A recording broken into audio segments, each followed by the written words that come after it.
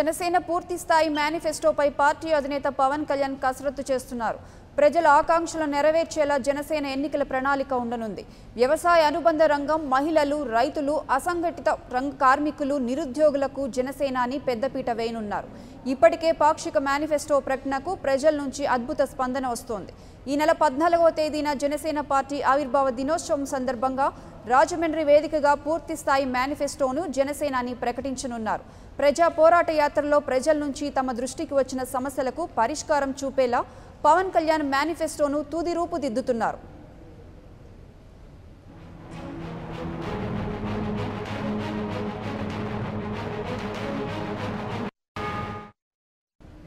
ఇక ఇదే అంశానికి సంబంధించి మరింత సమాచారం మా ప్రతినిధి నేతాజీ అందిస్తారు. నేతాజీ, చెప్పండి, పూర్తి స్థాయి జనసేన మేనిఫెస్టోకి తుది రూపుదిద్దనున్నారు. దీనికి సంబంధించి మీకు దగ్గరున్న అప్డేట్స్ ఏంటి? ఆంధ్రప్రదేశ్ ప్రజల ఆకాంక్షలను నెరవేర్చే విధంగా జనసేన అధినేత పవన్ కళ్యాణ్ తుది మేనిఫెస్టోకు రూపుదిద్దుతున్నారు. ఆయన తన ప్రజా పోరాటాలలో భాగంగా ప్రజల నుంచి వచ్చిన సమస్యలు ఏవైతే ఉన్నాయో వాటన్నిటికి కూడా పరిష్కారం చూపించే విధంగా మేనిఫెస్టోకి రూపుదిద్దుతున్నారు.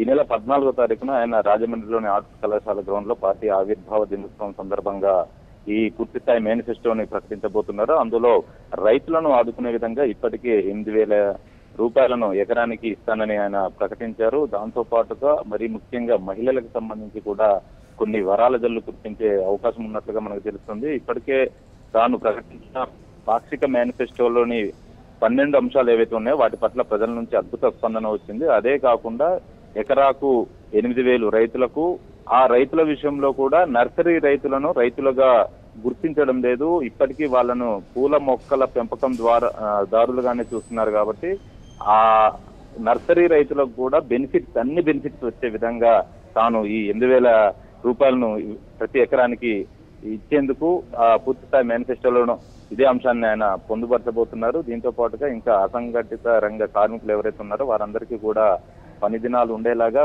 ఈ జాతీయ ఉపాధి హామీ పథకాన్ని వ్యవసాయానికి అనుసంధానం చేసేలా కూడా పూర్తిస్థాయి మేనిఫెస్టోలో ఈ అంశాలను కూడా ఆయన పొందుపరచనున్నారు. దీంతో పాటుగా 1,00,000 ఉద్యోగాల కల్పన అంటూ హైలైట్ గా 1,00,000 ఉద్యోగాలు ఆంధ్రప్రదేశ్ నిరుద్యోగులకు సంబంధించి ఆ ప్రకటన కూడా ఉండబోతుంది.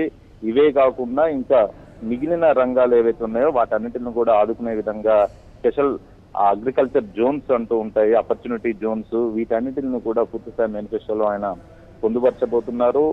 ఇవే కాకుండా ఇంకా ఏం చేస్తే బాగుంటుంది అన్నది ఇప్పటికే తన ప్రజా పోరాట యాత్ర ద్వారా ప్రజల నుంచి వచ్చిన విజ్ఞప్తులు ఏవైతే ఉన్నాయో వాటన్నిటిని కూడా ఈ ఎన్నికల మేనిఫెస్టో కమిటీలో చర్చించి పూర్తి స్థాయి నివేదికను కూడా ఆయన ఇప్పటికే చర్చించుకున్నారు. ఇవాళ ఆయన విజయవాడలోని తన నివాసంలోనే ఈ పూర్తిస్థాయి మేనిఫెస్టోకు తుది రూపులు దిద్దుతున్నారు. ఎందుకంటే 14వ తారీఖున పార్టీ ఆవిర్భావ దినోత్సవం కాబట్టి అదే రోజున ప్రకటించి ప్రజల్లోకి మళ్ళీ చివరి విడతగా వెళ్లాలనుకుంటున్నారు. ఈసారి తాను పోరాట యాత్రకి వెళ్ళినా బహిరంగ సభలకు వెళ్ళినా కూడా ఇంకా ఇవాళ కానీ రేపు కానీ ఎన్నికల షెడ్యూల్ విడుదలవుతుంది కాబట్టి దానికి అనుగుణంగానే తన పర్యటనను కూడా చేయాలనుకుంటున్నారు. దానికి సంబంధించి కూడా కొనసాగుతుంది. పూర్తిస్థాయి మేనిఫెస్టోలో మాత్రం ఇటు వ్యవసాయం ఏదైతే ఉందో వ్యవసాయ అనుబంధ రంగాలు, రైతులు, అలానే మహిళలు, అసంఘటిత రంగ కార్మికులు, వీళ్ళందరి ఆకాంక్షలు ఏవైతే ఉందో వాటన్నిటిని కూడా నెరవేర్చే ఉండబోతుంది. మరి ముఖ్యంగా ఈ 1,00,000 ఉద్యోగాల కల్పన అన్నది మాత్రం ఆయన తన మేనిఫెస్టోలో పొందుపరచబోతున్నారు. Right, thank you Netaji.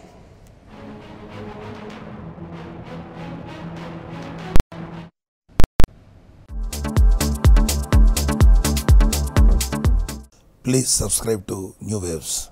ఇలాంటి మరిన్ని మంచి వీడియోలు కావాలని కోరుకుంటున్నారా? అయితే పక్కనే ఉన్న గంట సింబల్ను క్లిక్ చేయండి. అలాగే సబ్స్క్రైబ్ చేయండి.